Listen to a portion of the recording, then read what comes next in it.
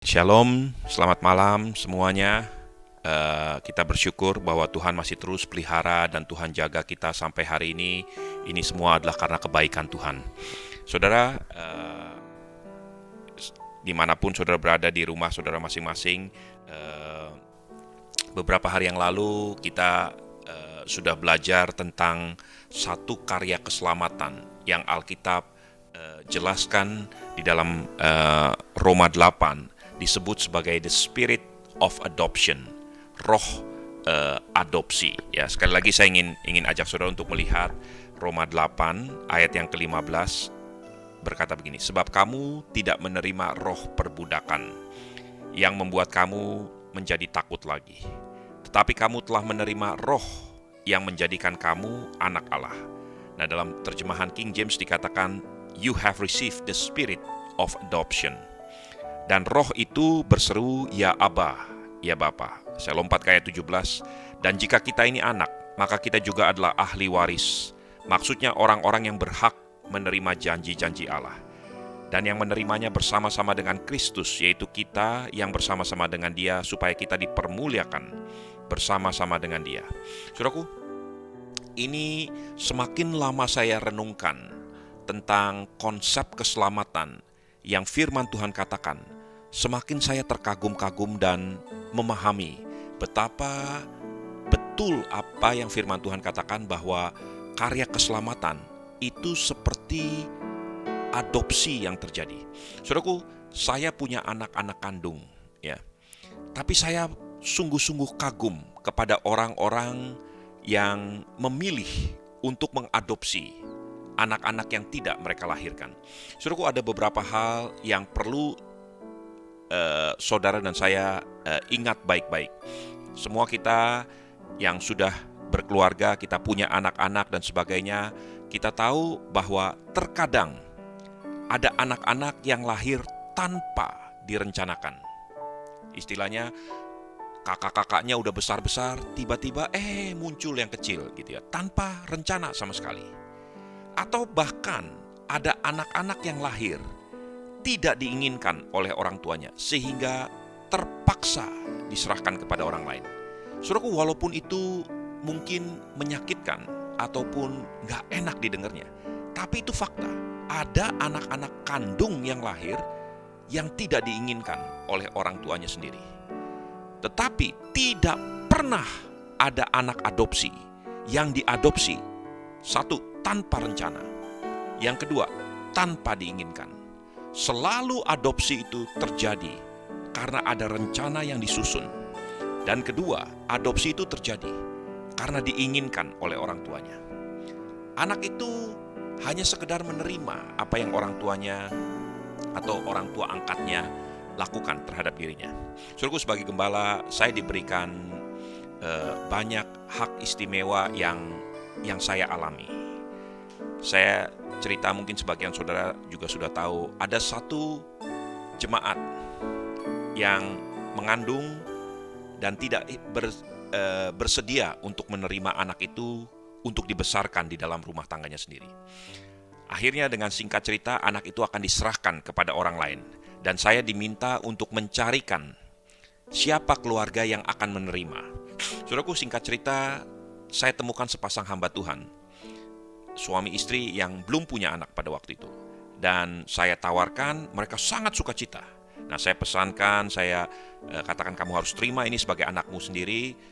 Mereka berjanji, mereka siap untuk terima. Saudaraku, singkat cerita, pada hari anak itu dilahirkan, sang orang tua ini sudah menunggu bersama-sama dengan saya beberapa jam. Bahkan dia datang lebih dulu di rumah sakit beberapa jam sebelum anak itu dilahirkan. Saudaraku, pada waktu itu saya temukan ada drama yang terjadi. Dua kejadian yang sangat membekas di hati saya. Orang tua dan keluarga daripada bayi yang sebenarnya itu sempat membuat masalah untuk tidak mau menyerahkan anak itu. Saudaraku, dengan berbagai alasan begini, begitu, dan sebagainya. Saudaraku, saya melihat calon orang tua yang akan mengadopsi, mukanya pucat pasi.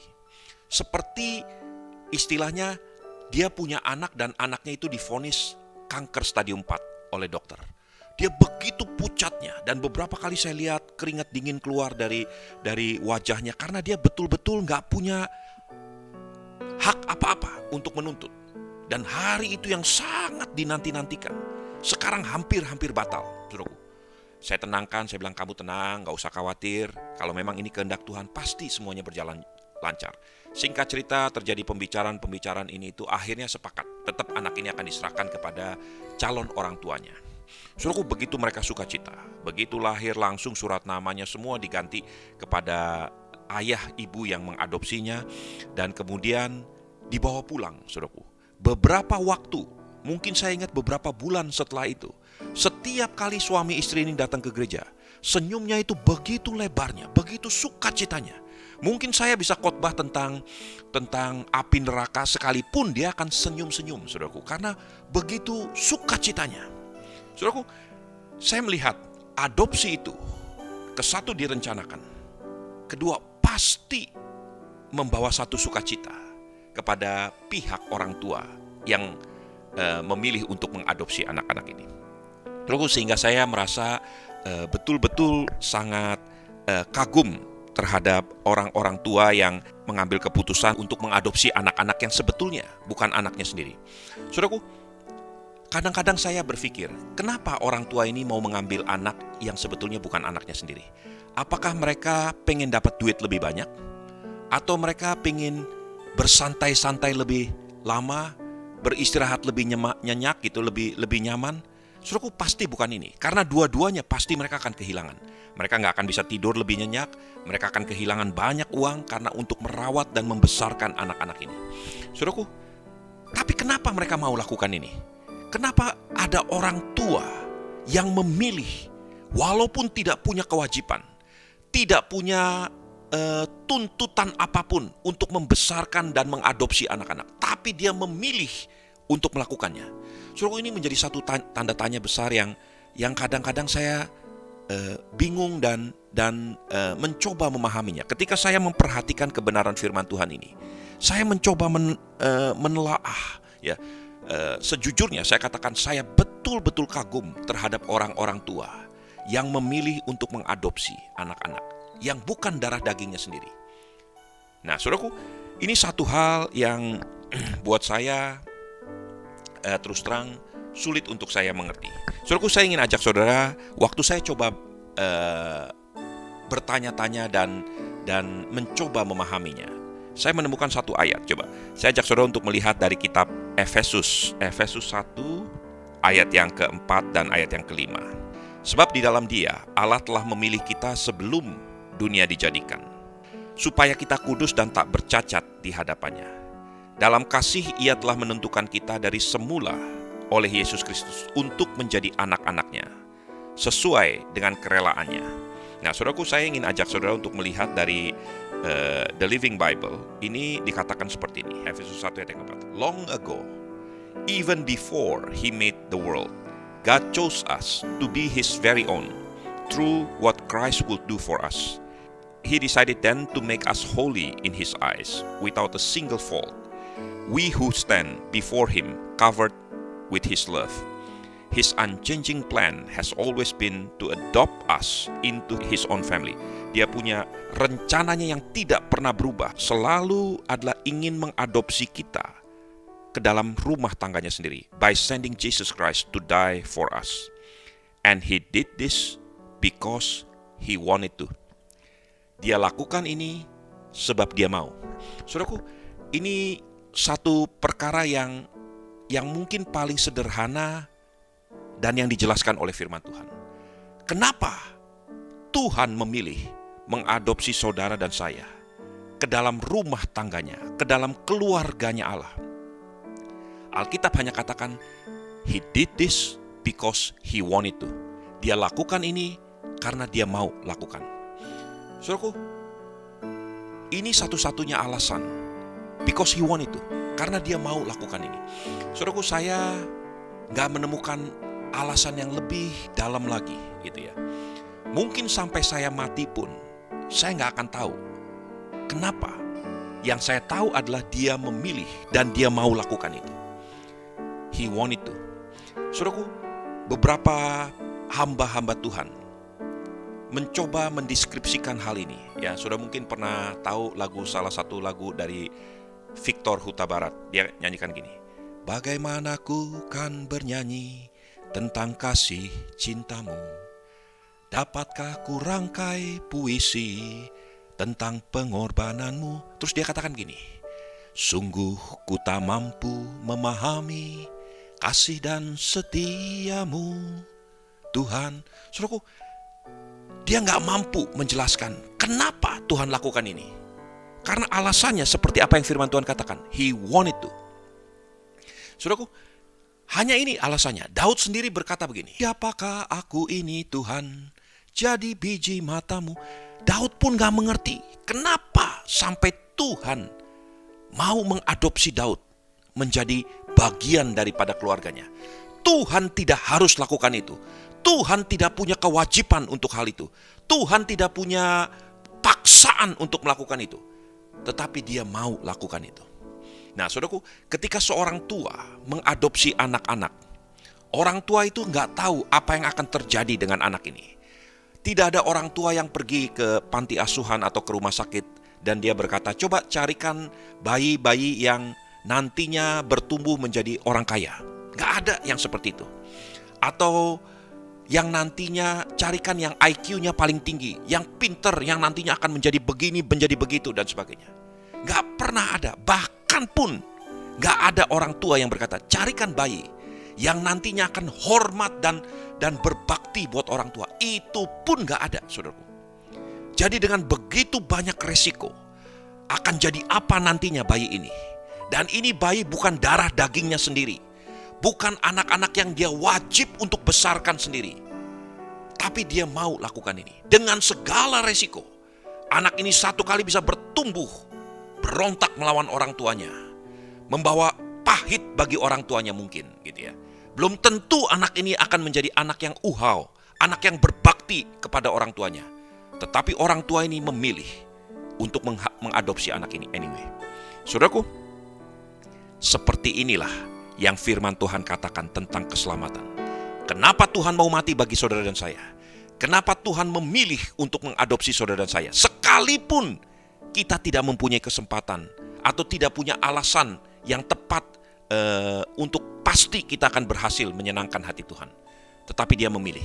Saudaraku, keselamatan ini dilakukan karena Tuhan memilih untuk menyelamatkan saudara.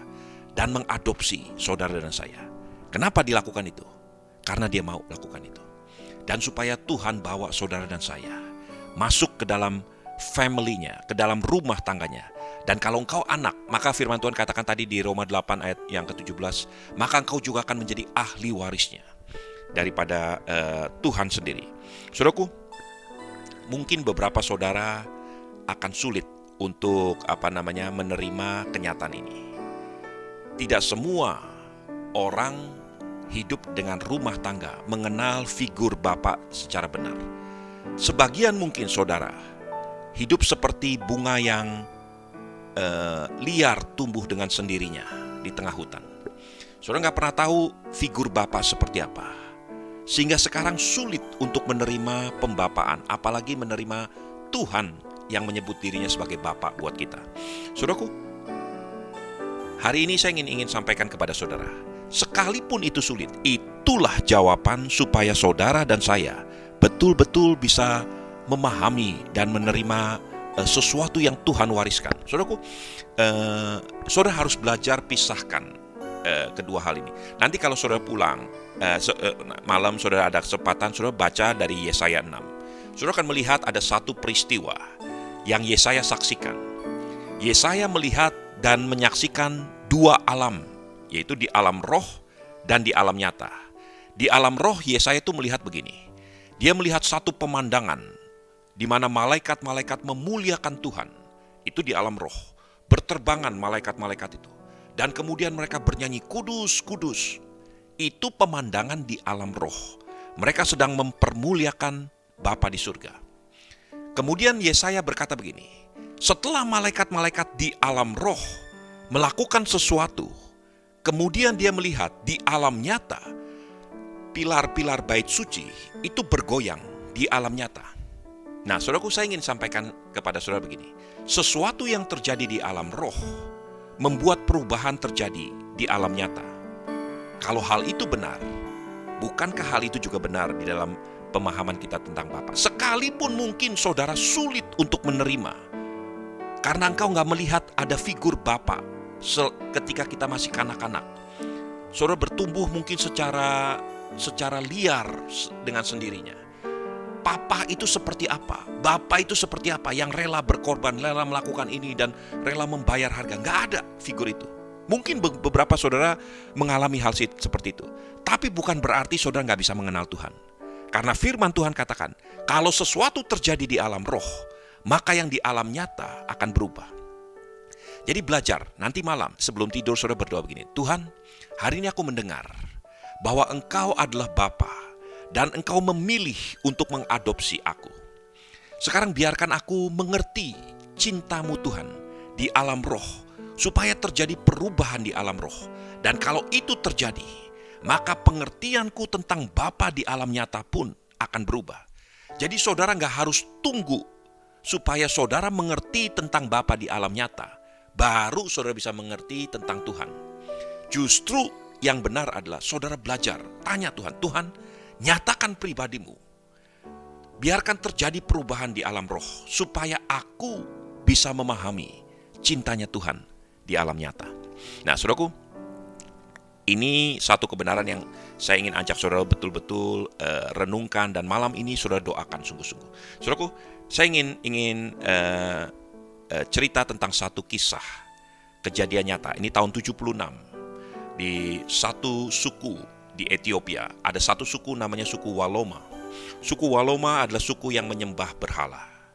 Ada satu anak muda yang bernama Taijin di suku Waloma. Anak itu berusia 14 tahun. Seorang misionaris dari Amerika bernama Raymond Davis. Raymond Davis pergi dan menginjil di suku Waloma. Beberapa waktu lamanya, akhirnya salah satu yang bertobat akibat penginjilan daripada Raymond Davis adalah Taijin ini. Begitu Taijin bertobat, maka dia mulai mengalami tekanan. Dia dikucilkan, dia dicemooh. Awalnya dia cuma dicibir-cibir, diolok-olok. Tapi lama-kelamaan dia mengalami tekanan dalam bentuk fisik sekalipun. Ya, karena seluruh suku Waloma itu menyembah berhala-berhala. Ya. Dan Taijin memilih untuk menerima Kristus pada waktu itu. Dan dia mengalami tekanan. Semua itu adalah harga yang Taijin harus bayar. Dan dia rela membayar harga itu. Anak umur 14 tahun. Dia bisa bayar semua harga itu. Kecuali satu perkara. Taijin adalah seorang budak yang menjadi budak pada suku Waloma. Dan untuk bisa melakukan segala sesuatu secara bebas, Taijin harus ada orang lain yang menebus dia. Dan biaya tebusannya pada waktu itu hanya $12, saudaraku. Kurang dari 200.000 rupiah kalau uang sekarang. Untuk $12 itu, Taijin nggak punya uang. Dan sekalipun semua makanannya, dia berpuasa, makanannya dijual untuk mengganti biaya penebusan, Taijin akan mati duluan sebelum dia berhasil mengumpulkan $12. Gak mampu dia membayar itu. Singkat cerita, sebelum Raymond Davis dideportasi dari Ethiopia pada waktu itu, dia menjual semua kekayaannya, semua yang ada padanya, baju-bajunya, kopernya, sampai cincin kawin daripada Raymond Davis dijual untuk menjadi tebusan bagi Taijin. Singkat cerita, biaya tebusan itu bisa dibayar, dan kemudian Raymond Davis dideportasi kembali ke Amerika. Kurang lebih 24 tahun setelah itu, baru kemudian Raymond Davis bisa kembali lagi ke Waloma, ke Ethiopia. Setelah kabar bahwa Raymond Davis akan kembali ke Ethiopia, Taijin adalah orang pertama yang menunggu di pinggir jalan menuju masuk ke dalam perkampungan Waloma itu. Saudaraku, berhari-hari Taijin menunggu, menantikan, karena dia ingin menjadi orang pertama yang menyambut Raymond Davis pada waktu dia kembali ke Waloma. Saudaraku, 3 hari dia menunggu dan tidur di pinggir jalan. Mobil yang membawa Raymond Davis akhirnya tiba, masuk ke perkampungan Waloma. Begitu mobil itu mulai tiba, Raymond Davis membuka jendelanya. Raymond Davis tidak langsung turun, dia mengulurkan tangannya. Tangan itu langsung dirangkul oleh Taijin, diciumi. Dia berlari-lari untuk menyambut Raymond Davis. Setelah Raymond Davis turun dari mobilnya, Taijin berlutut menciumi sepatunya yang penuh dengan debu. Kemudian dia berdiri dan dia pegang tangan Raymond Davis. Dia berteriak-teriak kepada seluruh orang kampung di Waloma. Dia katakan gini, "This is the man who purchased me. This is the man who have purchased me." Ini adalah orang yang telah menebus aku. Ini adalah orang yang telah menebus aku. Saudaraku, cerita itu akan menjadi luar biasa seandainya Raymond Davis berkata begitu. That's true. Aku adalah orang yang menebus kamu. Sekarang aku akan bawa kamu pulang ke rumahku. Engkau akan menjadi ahli warisku. Tapi Raymond Davis gak melakukan itu. Saudaraku, penebusmu melakukan hal itu. Dia bukan cuma sekedar menebusmu. Alkitab katakan di Roma 8 ayat 17. Dia lakukan itu supaya engkau menjadi ahli warisnya. Dan dia katakan, sekarang aku akan bawa engkau pulang. Aku akan pastikan you will come home with me. Dan semua yang adalah milikku akan menjadi milikmu. Engkau mempunyai nama yang baru. Engkau mempunyai identitas yang baru. Dan mulai hari ini, engkau bukan cuma sekedar ditebus, tapi engkau mempunyai satu hak untuk menjadi ahli waris. Itulah the spirit of adoption. Dan itu rahasia keselamatan yang saudara dan saya telah terima. Bukan karena saudara hebat, bukan karena saya hebat, bukan karena kita baik, tetapi semua dilakukan oleh Sang Penebus itu. Dan itu rahasia yang ditulis oleh kitab Roma. Bahwa keselamatan yang saudara dan saya terima itu bukan cuma sekedar karena kita dilahirkan secara natural, tetapi karena kita dilahirkan melalui adopsi. Tuhan tidak punya kewajiban untuk lakukan itu. Tuhan tidak punya ikatan untuk melakukan itu. Sama seperti orang tua tidak wajib untuk mengadopsi siapapun. Tetapi dia memilih. He did this because he choose to do this. Dia melakukan karena dia memilih untuk melakukan ini. Saudaraku, itu sebabnya, itu saja seharusnya sudah cukup untuk kita bersyukur kepada Tuhan. Ada masa depan buat saudara, ada hari esok buat saudara. Karena hari esokmu bukan ditentukan oleh masa lalumu, bukan ditentukan oleh apa yang kau miliki, tetapi masa depanmu ditentukan oleh Dia yang telah mengadopsi saudara dan saya. Amin.